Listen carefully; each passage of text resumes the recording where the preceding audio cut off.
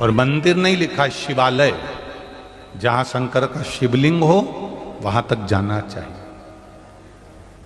वेद व्यास जी ने क्यों लिख दिया शिव महापुराण और स्कंद पुराण में कि जहां शिव महापुराण की कथा हो, रोज समय ना मिले, प्रतिदिन भगवान की कथा सुनने का समय ना मिले, पर अपने नगर में, अपने गांव में, अपने शहर में अगर कहीं शिव पुराण की कथा हो तो 5 मिनट के लिए दिन में नहीं जा सकते तो रात्रि में जाकर उस भूमि को नमन करना चाहिए।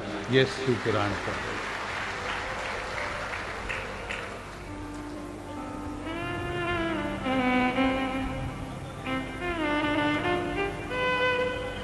आपको कथा में कहा था,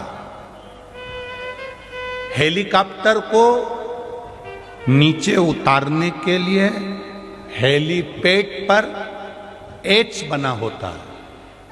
हेलीकॉप्टर वाला देख लेता है कि एच बना है, हेलीपैड बना है, तो वो हेलीकॉप्टर को वहां उतार लेता है। वेदव्यास जी शिव पुराण में लिखते हैं, जितने दिन तक शिव महापुराण की कथा जिस नगर में, जिस गांव में, जिस क्षेत्र में होती है, उतने दिन तक भोलेनाथ जी का हेलीपैड वही भूमि कहलाती है, नंदी वहीं उतरता है।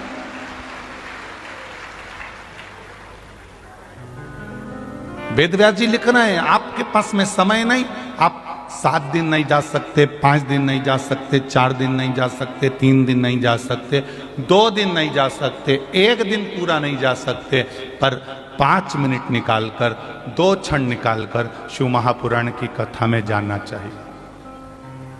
क्या होगा? स्कंद पुराण में वेदव्यास जी लिख रहे हैं, शिव महापुराण में वेदव्यास जी लिख रहे हैं, विद्धेश्वर संहिता में वर्णन कर रहे हैं, जो भूलवश अनजाने में भी शंकर भगवान के शिवालय में पहुंच जाता है, जो अनजाने में भी शिव महापुराण की कथा तक पहुंच जाता है, जो अनजाने में भी बेलपत्री के पेड़ के नीचे से निकल जाता है, जो अनजाने में भी बेलपत्री के पेड़ को लगा देता है, उसको ये 5 पाप कभी नहीं घेरते हैं महाराज। उसको ये 5 महापाप कभी नहीं घेरते, वो पापों से मुक्त हो जाता है। कौन कौन से महापाप बताएं? पहले नंबर पर बोलो, जम के बोलो, बाल हत्या। दूसरे नंबर पर है पर स्त्री गमन। तीसरे नंबर पर है स्वर्ण की चोरी। चौथे नंबर पर है किसी के यहाँ आग लगा देना। और 5वें नंबर पर है किसी का विश्वासघात कर जाना। ये 5 महापाप की गिनती में आते हैं।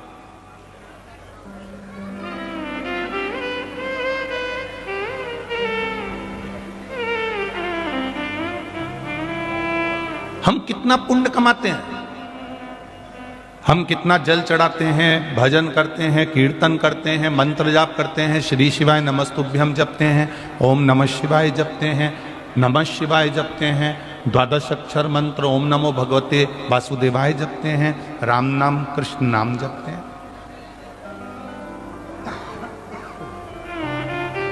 हम प्रतिदिन भगवान का भजन करते हैं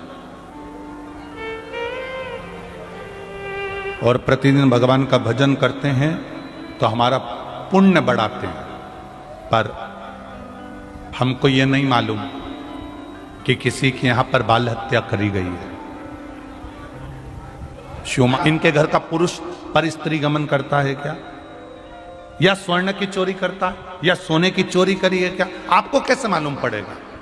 आपको नहीं मालूम कि इनके घर के लोगों ने कहीं आग लगाई कि नहीं लगाई, पर स्त्री गमन किया कि नहीं करा, या स्वर्ण की चोरी करी कि नहीं करी? आपको कुछ भी नहीं मालूम, क्योंकि आप अनभिज्ञ हैं। आप नहीं जानते कि इसके अपन ने पानी पिया तो ये कैसा है, आप नहीं जानते। तो शिव महापुराण की कथा कहती है, आप अनजाने में उसके घर का पानी पियाए, अनजाने में आपके ऊपर 5 महापाप का दोष उसके खाते का चढ़ गया।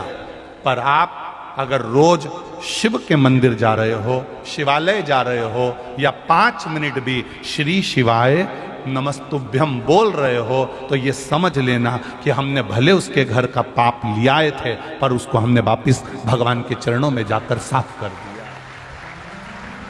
उस महापाप को हमने समाप्त कर दिया।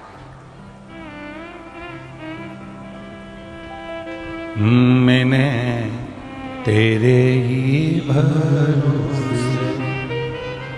बाबा, तेरे ही भरोसे हवा बिच उड़ती जावागी बाबा, डोर तो छड़ी ना में कड़ी जावागी।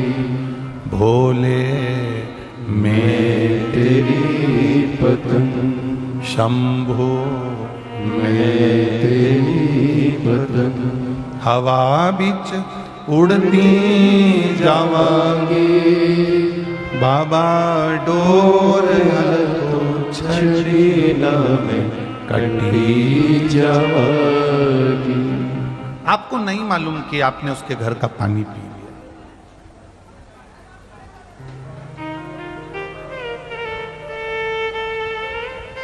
कौन व्यक्ति कैसा है आपको क्या मालूम पड़ेगा।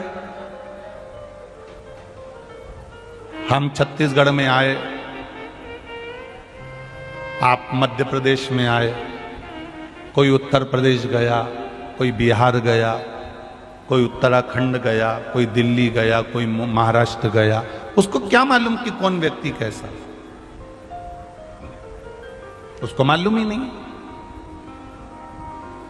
वो तो भजन में लगा हुआ है, वो तो स्मरण में लगा हुआ है, वो तो भक्ति में लगा हुआ है, भगवत नाम में लगा हुआ है, कीर्तन में लगा हुआ है, मंत्र जाप में लगा हुआ है, नाम जाप में लगा हुआ है। और जब अपनी भक्ति में वो रमा हुआ है, अपने भजन में वो रमा हुआ है, अपने कीर्तन में वो रमा हुआ है, अपने स्मरण में रमा हुआ है, और कोई ऐसा व्यक्ति जो महापापों की गिनती में आया है और उसके हमने जल ग्रहण भी कर लिया, तो हम अगर शिव के द्वार जा रहे हैं, हम भगवान के मंदिर जा रहे हैं, हम शिवालय जा रहे हैं, तो उन महापापों से हमारी मुक्ति हो रही है।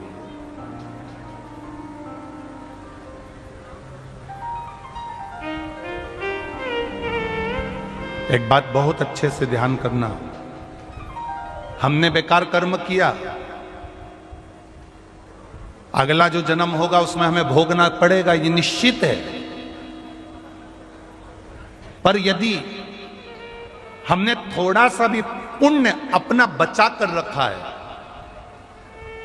मरते दम तक भी अगर हमने शंकर की आराधना करी है, शिवालय गए हैं या शिव कथा को अपने जीवन में उतार के रखा है, तो हमारे पास थोड़ा सा पुण्य है, वो पुण्य से हम कुछ अच्छा जन्म पा सकते हैं।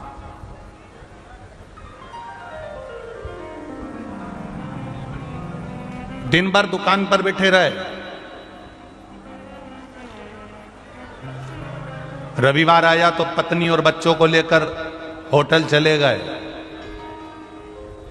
घर की बूढ़ी मां घर में, घर के बूढ़े पिता घर के अंदर, और तुम अपनी पत्नी और बच्चे को लेकर होटल में चले गए, दिन भर दुकान पर रहे, एक दिन मिल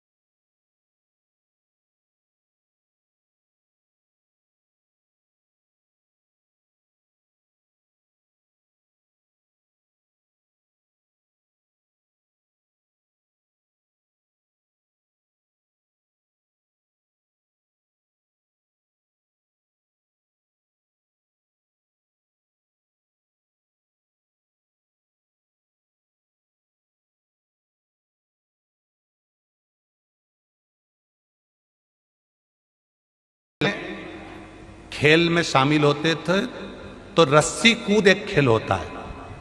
किस किसने देखा है? देखा है आप लोगों ने? रस्सी कूद 7 फीट की रस्सी बांधी जाती थी और उसको जम के बोलो जरा, कूदना रहता, इसको कहते रस्सी कूद। अब तुम रस्सी के पास में खड़े हो, 7 फीट कूद जाओगे?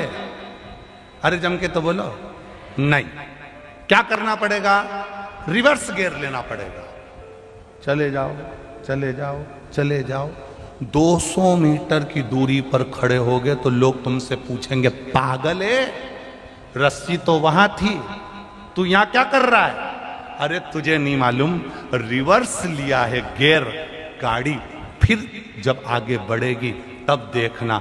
वहीं 7 फीट की रस्सी को वहीं पर खड़े होकर कूदोगे तो पार नहीं कर सकते, पर थोड़ा पीछे सरक कर दौड़ कर जब चलोगे 7 फीट क्या 8 फीट कूद सकते हो, ये निश्चित है। आज के समय में, कलिकाल के समय में आप रिवर्स गियर ले रहे हो। कौन सा गियर है तुम्हारा? रिवर्स। आवाज भी आ रही है, पाऊं पाऊं पाऊं पाऊं। रिवर्स गियर में बहुत चिल्लाते हैं लोग, ढोंगन है, सियोर वाला महाराज के चक्कर में पड़ गई, पाऊं पाऊं पाऊं पाऊं।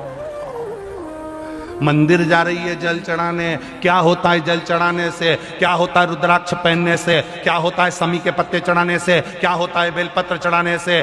पाऊं पाऊं पाऊं पाऊं पाऊं। Reverse gear. आज के जमाने में, पढ़े लिखे युग में, आज के पढ़े लिखे जमाने में जहां डॉक्टर इंजीनियर सारी दुनिया के लोग चांद पे चढ़ रहे हैं, पाऊं पाऊं पाऊं पाऊं रिवर्स गियर है। दुनिया के लोग बहुत अपशब्द कहेंगे, आप लोग भी बता सकते हो। कुर्सी पार से आए हैं, मैं यशवंत यादव।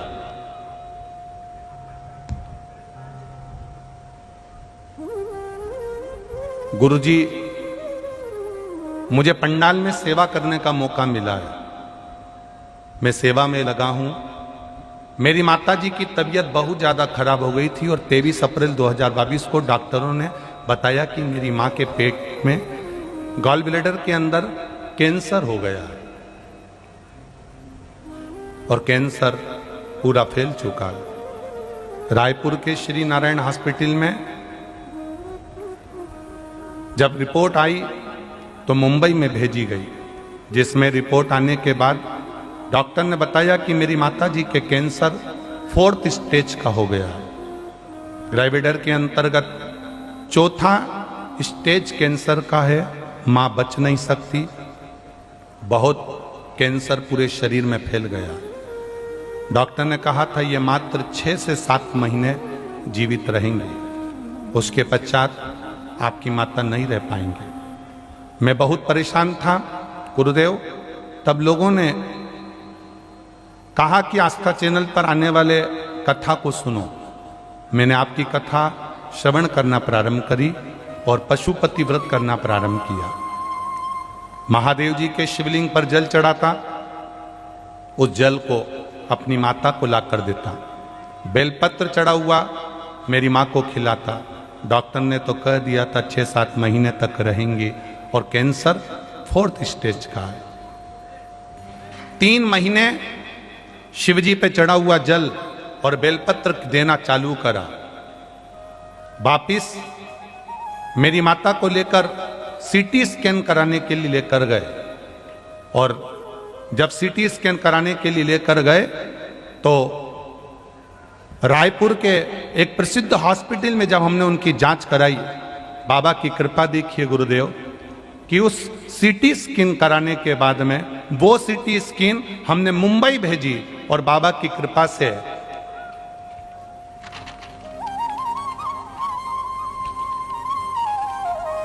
चौथे स्टेज का कैंसर समाप्त हो चुका था। ये बाबा को बड़ी भक्ति का बल है।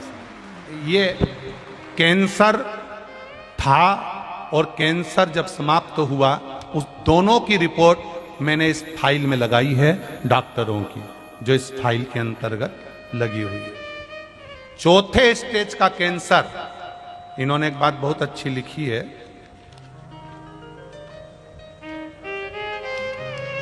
चौथे स्टेज का कैंसर कहा गया, आज तक डॉक्टर भी आश्चर्य में पड़े हुए हैं कि यह फोर्थ स्टेज का कैंसर आखिर गया था।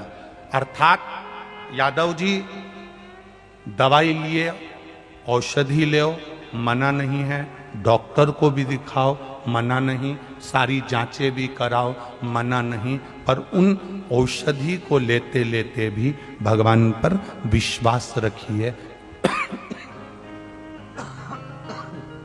क्योंकि डॉक्टर भी एक ना एक समय कह देते हैं कि अब उसके हाथ में है। आप विश्वास कर कर चलो। हम ये कभी नहीं कहते कि आप डॉक्टर को मत दिखाओ या औषधि ना लीजिए या आप दवाई ना लीजिए या जांच ना कराइए, कराओ। डॉक्टर भी मेरे शंकर का एक रूप होते हैं, डॉक्टर भी मेरे शिव का एक स्वरूप होते हैं, वो भी मौत के मुंह से लोगों को बाहर निकाल कर लेकर आते हैं, उनके रूप में भी शिव बसता है, सहजता नहीं है। पर उनको दिखाते दिखाते साथ में शिव की भक्ति भी करो।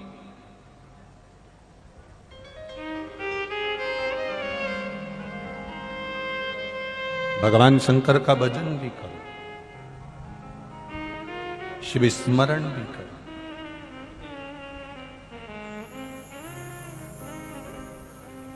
रोग, बीमारी, तकलीफ, कष्ट, ये सब हमारे कर्म के अनुसार हमारे पास आते हैं, ये सब आएंगे हमारे कर्म के अनुसार। हमारे पास बीमारी भी आएगी, रोग भी आएगा, तकलीफ भी आएगी, कष्ट भी आएगा, पर कर्म का भोग तो हमें भोगना है, पर भगवान के भजन के साथ अगर हम इस कर्म के भोग को भोगेंगे तो हमको ज्यादा कष्ट नहीं होगा, ज्यादा तकलीफ नहीं होगी। फोर्थ स्टेज का कैंसर का मतलब होता है कि व्यक्ति बच ही नहीं सकता, रह ही नहीं सकता।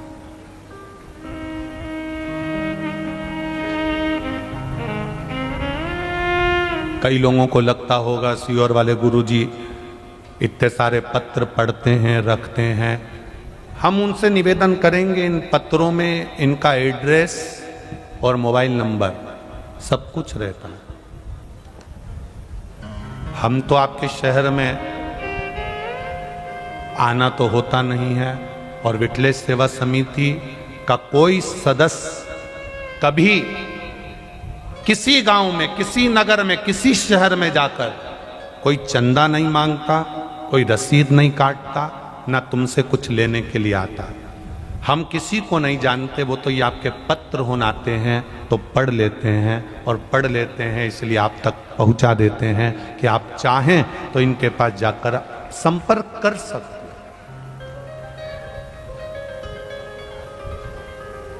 और हम किसी का भाग्य लिखना भी नहीं जानते, हमें कोई किसी का लेख लिखना नहीं आता कि तुम कहाँ से आए हो, क्या तुम्हारा नाम है, क्या तुम्हारे पिता का नाम है, तुम क्या करोगे, क्या नहीं करोगे, हमें कुछ भी नहीं आता। हम तो केवल इतना जानते हैं सारी समस्या का हल, इससे ज्यादा हम कुछ भी नहीं जानते। अंधविश्वास, ढोंग, प्रपंच, छल, कपट, बेईमानी, इन सब से दूर हटकर आप अपने महादेव को कुछ मत दो, केवल एक लोटा जल चढ़ाने का नियम बना लो। जब आप एक नियम बना लोगे शंकर जी के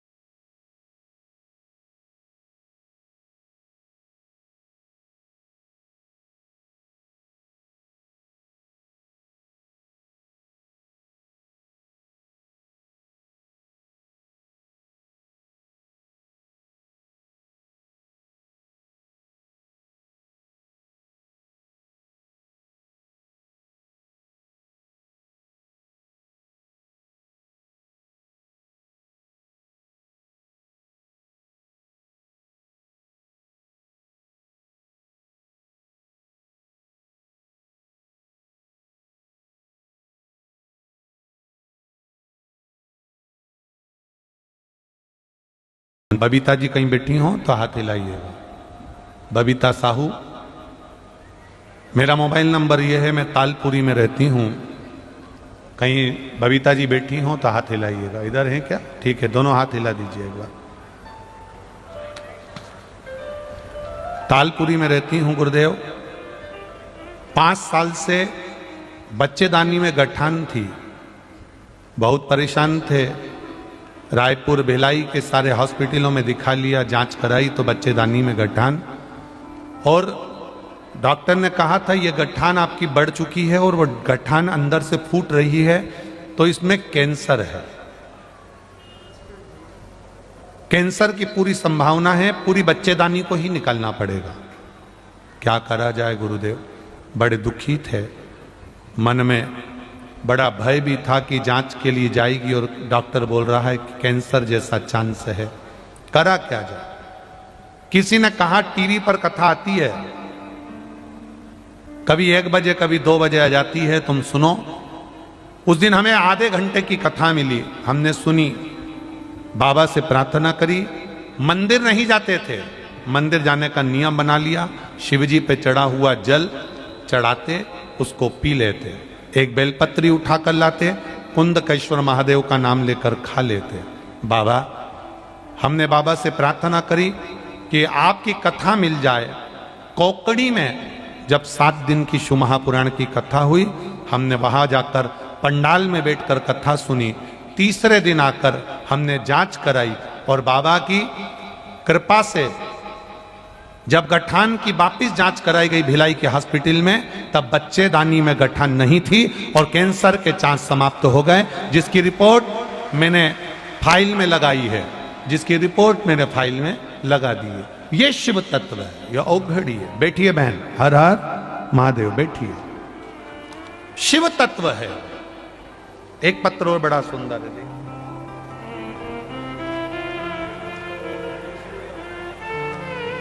मेरा नाम सीमा निर्मलकर है, मैं जामुल शिवपुरी भिलाई की रहने वाली हूं। कहीं बैठी हो सीमा निर्मलकर, कहीं बैठी हो तो हाथ हिलाइएगा। दिख गए क्या? अच्छा, जहां बैठे हैं दोनों हाथ एक बार हिला दीजिए। ठीक है, ठीक है। मेरा नाम सीमा निर्मलकर है, मैं जामुल शिवपुरी भिलाई की रहने वाली हूं गुरुदेव। मेरे जीवन में बहुत दुख आया है। मेरा 13 साल का बेटा कैंसर में चला गया गुरुदेव। मैंने बेटे को खोने के बाद ऐसा लगता था कि जिंदगी में कुछ भी नहीं बचा। मेरे पति और परिवार के सब मुझको छोड़ दिए हैं, छोड़ दिए थे। मेरे गले में 2 गठान हो गई थी, जो कि डॉक्टरों के अनुसार ये भी वही गठान को बताया जा रहा था जो बच्चे को तकलीफ आई थी गुरुदेव। बड़े दुखी हुए, कष्ट जीवन का बहुत आया। तब मेरी सहेली ने बताया कि तूने जांच तो करा ली है और गठान भी बता दी है 2-2 बड़ी बड़ी गले में, तू एक काम क्यों नहीं करती, 1 लोटा जल शिव जी को चढ़ाना प्रारंभ क्यों नहीं करती? गुरुदेव, मैंने सहेली का कहना नहीं माना। मैं डॉक्टर को जांच कराने हॉस्पिटल गई।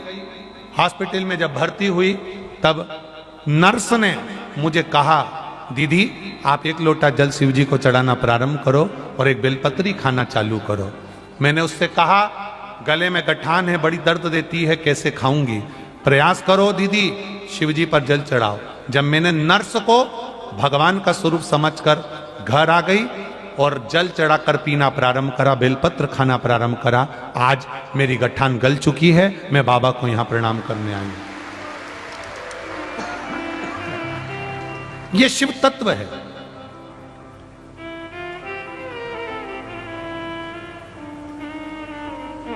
ये औघड़ी है।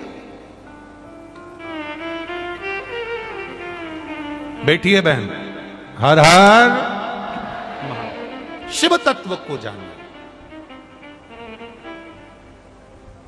हम तो आपसे भी कहेंगे। एक बहन ने पत्र में लिखा है, अब वो कौन बहन है, उसने पत्र में लिखा, किरण बागा पति रवीन बागा, कहीं बैठी हैं? किरण बागा आप ही हैं, दोनों हाथ हिला दीजिए। पहले तो आपको धन्यवाद दे रहा हूं, आपने बहुत अच्छी लाइन लिखी है। गुरुदेव, पहले मां अपने बच्चों को स्कूल से लेकर आती थी या लेकर जाती थी तो गार्डन घुमाकर लाती थी। आज के जमाने में हमारे छत्तीसगढ़ की बहुएं जब बच्चों को लेकर आती हैं तो शिव मंदिर से घुमाकर लेकर आती हैं। उसके लिए धन्यवाद, बहुत बहुत साधुवाद बहन। बैठिए। हर हर महादेव। शिव तत्व की ओर हम जाने।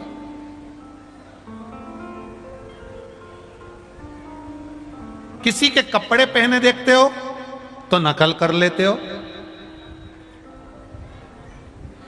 जरा सा शर्ट में डिजाइन नकल देखकर चेंज कर लेते हो। किसी के बाल कटे देखते हो तो नकल कर लेते हो।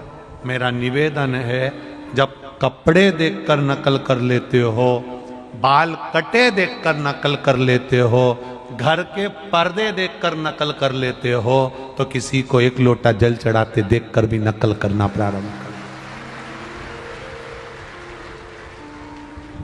बाल कटे देखकर नकल करा वो किसी काम का नहीं रहेगा। किसी के कपड़े पहने देखकर नकल करा वो किसी काम का नहीं रहेगा।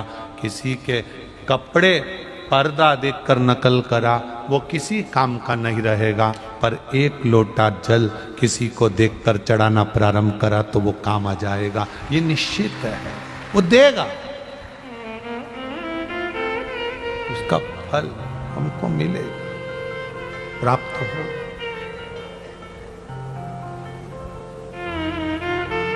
पार्वती मैया शिव जी का आराधना कर रही है।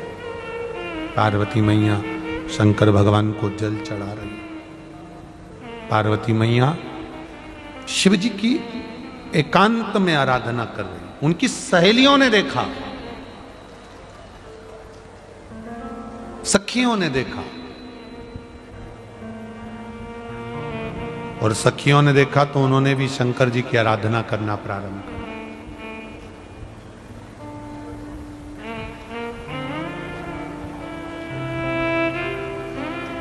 बहुत ध्यान देना इस कथा पर। पार्वती जी ने एकांत में शिव जी की आराधना करी तो पार्वती जी को तो शंकर जी मिल गए, पर वो सखियों ने जो एकांत में शिव जी की आराधना करी उनको क्या मिला? जैसे किसी ने पत्र में पूछा था, छोटे से लेटर में, पत्र में, कि पशुपति व्रत कब करना चाहिए। कोई समय नहीं।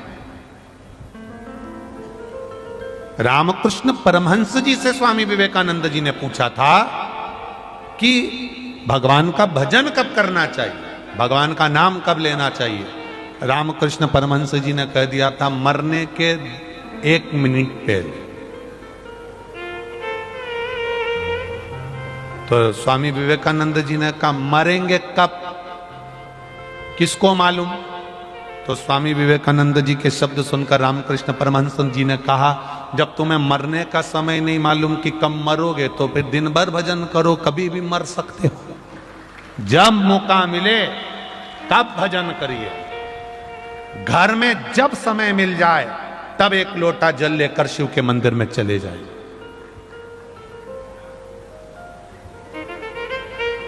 जब तुम्हारा मन कर जाए, जब तुम्हारा चित्त कर जाए, जब तुम्हारी इच्छा कर जाए, तब चले जाओ।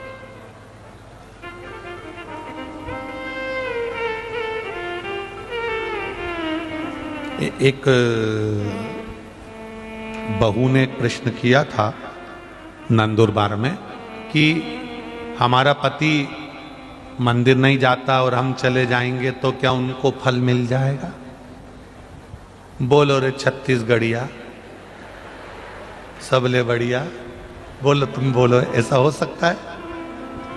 हमारा पति मंदिर नहीं जाएगा तो क्या हमारे जल चढ़ाने से उनको फल मिल जाएगा? तो मेरा नंदुरबार की जो बहू ने प्रश्न किया था उससे कहना है, शादी में जाना, तू अकेली खाना।